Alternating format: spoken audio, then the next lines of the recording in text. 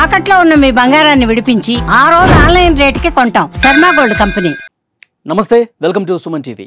ఇక్కడ మీరు చూస్తున్నారు అందమైన పర్యాటక ప్రాంతం పెహల్గాం.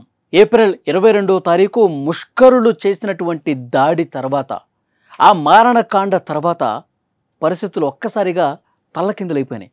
ఈ పర్యాటక ప్రాంతం ఉసూరుమంటోంది.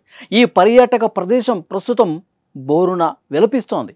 అక్కడ పర్యాటకులు ఎవరు రావట్లేదు. ఈ ఘటన జరిగిన తర్వాత అంతకుముందు విపరీతంగా రోజుకి వందల సంఖ్యలో పర్యాటకులు వచ్చేవారు, అక్కడ సేద తీరేవారు.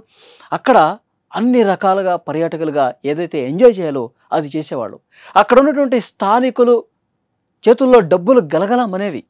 ఎందుకంటే అక్కడ పోనివాలాలు అంటే గుర్రపు సహాయకులు ఉంటారు. గుర్రం మీద ఎక్కించి ఒక ప్రాంతం నుంచి ఇంకో ప్రాంతానికి తీసుకువెళ్ళేవాళ్ళు కావచ్చు. తర్వాత క్యాబ్ డ్రైవర్లు, అక్కడ దుకాణాలు పెట్టుకున్న వాళ్ళు, చిరు వ్యాపారులు, అక్కడ చిన్న చిన్న హోటల్స్ పెట్టుకున్న వాళ్ళు, వాళ్ళందరూ కూడా చాలా సంతోషంగా ఈ పర్యాటకుల తాకిడితో, పర్యాటకులు విపరీతంగా వస్తూ ఉంటారు కాబట్టి వాళ్ళ బిజినెస్లు బాగా జరిగేవి. కానీ ఇప్పుడు వాళ్ళకి రోజు గడవటం కష్టంగా మారిపోయింది. పెహల్గాంలో పర్యాటకులు జీరో కావడంతో అక్కడ వాళ్ళు రోడ్డున పడ్డారు. ప్రభుత్వం మమ్మల్ని ఆదుకోవాలి.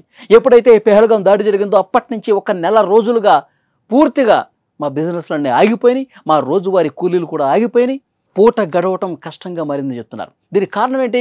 ఆ ముష్కరం మూకలు చేసినటువంటి దాడితో మొత్తం పర్యాటక ప్రదేశం పూర్తిగా ఇప్పుడు ఎవడూ రావట్లేదు. నిర్మానుష్యంగా మారిపోయినటువంటి పరిస్థితి ఉంది. అక్కడ స్థానికుల్లో చాలా ఆవేదన కనిపిస్తోంది.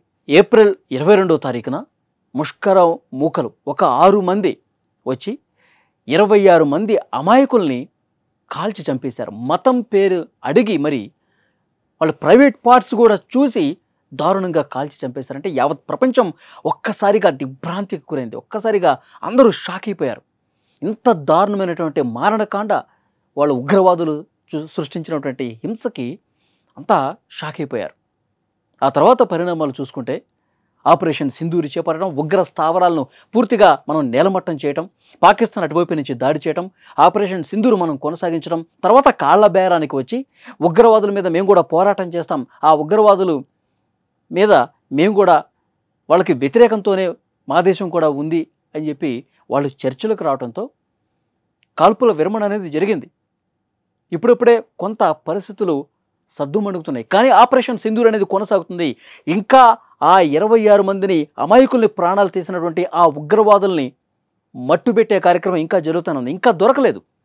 స్థానికంగా ఉన్నటువంటి పోలీస్ ఆఫీసర్లు, కేంద్రం కూడా నిఘా పెట్టింది. ఇంకా ఆ ఉగ్రవాదులు మనం పట్టుకోలా, వాళ్ళ కోసం గాలింపు జరుగుతుంది. పాకిస్తాన్లో చొరబడి మరి ఆ ఉగ్రవాదుల్ని అంతం చేసేటువంటి బాధ్యత కేంద్రం తీసుకుందని చెప్పి ప్రకటనలు కూడా మనం చూస్తూ ఉన్నాం.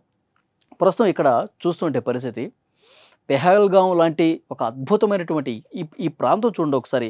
పచ్చిక బయళ్ళు, పచ్చని చెట్లు, ఆ కొండలు, ఆకాశం, ఇవన్నీ చూస్తుంటే మనకున్నటువంటి పర్యాటక ప్రాంతాలు వేరే దేశంలో కూడా ఇంత ఆహ్లాదకరంగా కనిపించవండి. ఇలాంటి అద్భుతమైనటువంటి పర్యాటక ప్రదేశాలు మన దేశంలో ఉన్నాయి. ఆర్టికల్ 370 రద్దు తర్వాత పర్యాటకంగా కాశ్మీర్ లాంటి ప్రాంతాలన్నీ కూడా అభివృద్ధి చెందుతున్నాయి. అక్కడ విద్యార్థులు మంచిగా పెద్ద చదువులు చదువుకుంటున్నారు. అక్కడ స్థానికులు అభివృద్ధి కోరుకుంటా ఉన్నారు. అనేక రంగాల్లో అక్కడ పెట్టుబడులు పెడతా ఉన్నారు. కేంద్రం అభివృద్ధి చేస్తూ ఉంది. మంచిగా చదువుకుంటున్నారు, ఉద్యోగాలు వస్తూ ఉన్నాయి. పర్యాటకంగా చాలా ప్రశాంతంగా ఉన్నటువంటి సమయంలో పాకిస్తాన్లో ఉన్నటువంటి ఉగ్రవాదులకు కన్ను కుట్టింది. పాకిస్తాన్ ఉగ్రవాదుల్ని ప్రోత్సహించి ఇక్కడ ప్రశాంతం ఉండకూడదు, ఇక్కడ రక్తం పారాలి, ప్రపంచం దృష్టిలో కశ్మీర్ ఒక సమస్య నలుగుతూనే ఉండాలని ఒక దుర్బుద్ధితో పాకిస్తాన్ చేసినటువంటి కుట్రలో భాగంగా 26 మంది అమాయకుల్ని మనం పోగొట్టుకున్నాం. మన భారతీయులు మనం పోగొట్టుకున్నాం. ఆ తర్వాత ఇక్కడ స్థానికులకు కూడా ప్రశాంతత లేకుండా పోయింది. ఇక్కడ స్థానికులు కూడా ఉపాధి లేకుండా పోయింది. ఈ పర్యాటక ప్రాంతం మొత్తం కూడా పర్యాటకులు రోజు ఉదయం నుంచి సాయంత్రం వరకు కనిపిస్తూనే ఉంటారు. వాళ్ళ చేతిలో 4 రూపాయలు కనిపించేవి అక్కడ వ్యాపారాలు చేసుకునే వాళ్ళకి మొత్తం కూడా స్మాష్. కాబట్టి ఇలాంటి పర్యాటక ప్రాంతాల మీద వాళ్ళు దృష్టి పెట్టి మతం పేరుతో దాడులు చేసినటువంటి పరిస్థితి ఉంది. కాబట్టి మళ్ళీ ఇలాంటివి జరగకుండా ఉండేందుకు పటిష్టమైనటువంటి చర్యలు తీసుకుంటుంది భారత్. పాకిస్తాన్ ఆర్థిక మూలాలను దెబ్బకొట్టే ప్రయత్నం చేస్తుంది. ఇప్పుడు ఆల్రెడీ సింధూర్ నదీ జలాలు ఒప్పందం కూడా నిలిపేసిన పరిస్థితి ఉంది. దాని మీద మళ్ళీ వాళ్ళు భారత్ మీద విషం చిమ్ముతూనే ఉన్నారు. కానీ సంయమనం పాటిస్తూ పాకిస్తాన్ని ఏ విధంగా దెబ్బ కొట్టాలో దాని మీద కాన్సన్ట్రేట్ చేస్తూ భారత్ ముందుకు పోతుంది. ఇంకా జూలైలో అమర్నాథ్ యాత్ర జరగబోతుందండి. అప్పటికి వరకు మేము ఖాళీగానే ఉండాల్సినటువంటి పరిస్థితి ఉంది.